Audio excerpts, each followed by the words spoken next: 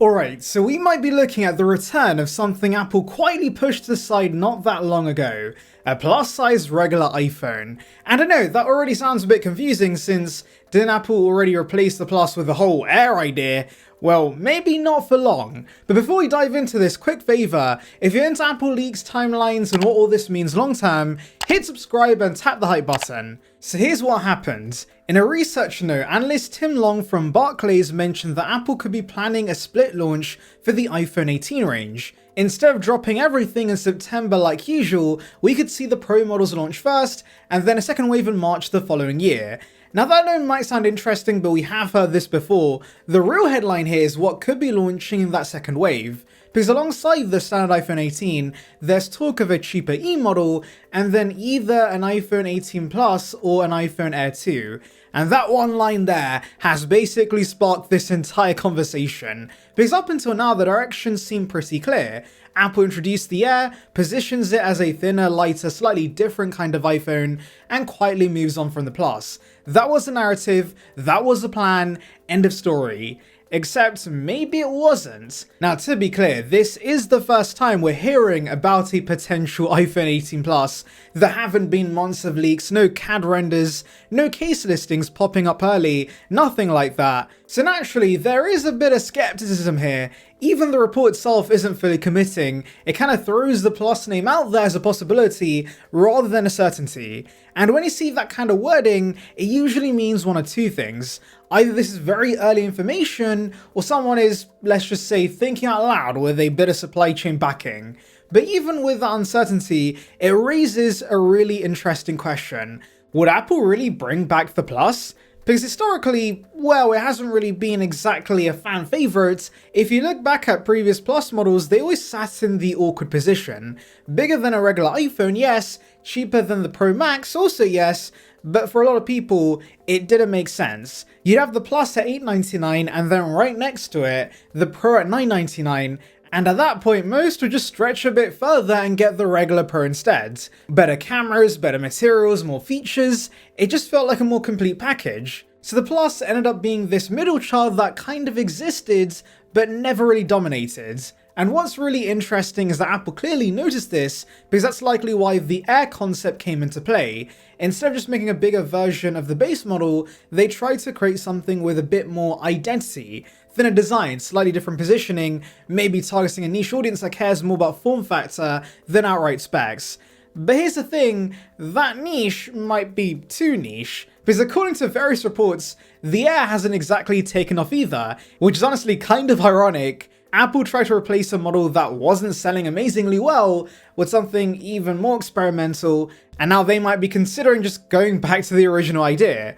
And that's where the 18 Plus starts to make sense. Look at the iPhone 17 and you'll notice how much better the base model now is. We're talking 120Hz, a brighter panel, improved cameras, more base storage. This is no longer a basic iPhone like the older base models used to be. So imagine taking that improved base model and just making it bigger. That's basically what the Plus would be. And for a lot of people, that actually is a very appealing idea. Not everyone needs the fancy plateau, the triple cameras, or whatever Apple tries to gatekeep that year. Some just want a big screen, solid battery life, and a reliable experience without spending pro-level money. That's the audience the Plus is supposed to serve, and if Apple gets the pricing right this time, it could actually land much better than before, because one of the biggest issues previously was how close it sat to the Pro. But now with the iPhone 17 Pro starting at $1099, there's more room for the Plus to breathe. And if the gap is big enough, suddenly the decision becomes a lot easier. Do you want the absolute best, or do you want something that's still really good, but just significantly cheaper? That's a much clearer choice than before. Now of course, there is still a big if here, because as of right now, the Air seems like the more likely option. Multiple reports have pointed towards Apple continuing with that design direction and refining the Air with a second generation model. There's been rumours backing that up, and so the Plus coming back could just be a backup plan, or even something Apple's internally testing without committing to. And that's something people often forget. Apple experiments with loads of different prototypes and strategies behind the scenes. Not everything makes it to the final product lineup. So just because the Plus is being mentioned right now doesn't guarantee we'll actually see it. But let's just say for a second we do. What would an iPhone 18 Plus actually look like? Well, if Apple sticks to the usual formula, it would essentially mirror the base iPhone 18 in terms of specs. Same chipset, same cameras, same overall feature set, just with a larger display and bigger battery. Now, the iPhone 18 itself won't be that big of an upgrade over the iPhone 17. It might have that new design the Pro models have, and it'll have the new A20 Pro chipset. So basically, everything we recently saw with the iPhone 17 plus new internals, that's the iPhone 18 Plus. And honestly, that's all it needs to be. Because think about it. If the standard iPhone 17 already has things like a high refresh rate panel, 3000 nits of brightness, strong performance, and solid cameras, then a larger version of that is going to be pretty premium anyway. You're not really missing out on as much as you used to, which again plays into the idea that maybe the timing for a Plus comeback is actually better now than it was before. But then you have to consider Apple's broader strategy. Do they want people buying a Plus, or do they want people stretching to the Pro Max? Because let's be honest, from a business perspective, the Pro Max is the dream scenario. Highest margins, most expensive model, and usually the one people aspire to. So introducing a strong Plus model could potentially eat into those sales, and Apple's very careful about that kind of thing. They don't just create products in isolation, everything's positioned very deliberately to guide people towards certain choices. Now, going back to the timing of this rumor, the March launch window is also quite interesting, because if Apple does split the iPhone launches, it gives them more flexibility in how they structure the range. Instead of overwhelming people with 5 or 6 models at once, they can space things out, give each product its own timeline, and potentially keep the iPhone cycle feeling fresh throughout the year.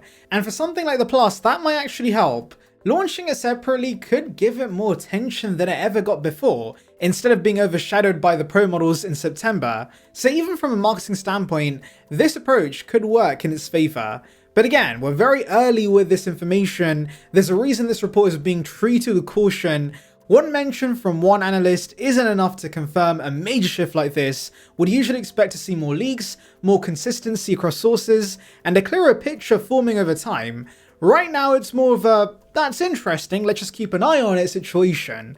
Either way, it does highlight something important about Apple's lineup right now. They're still figuring out that middle tier. The space between the base model and the Pro isn't as locked as it might seem. And that's why we're seeing experiments like the Air and possibly the return of the Plus.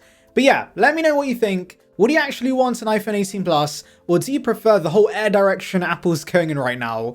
And if you made it this far, make sure to hit subscribe and tap the hype button. It generally helps the channel grow. I've got more updates on the iPhone 18 range, so stay tuned and I'll catch you in the next one.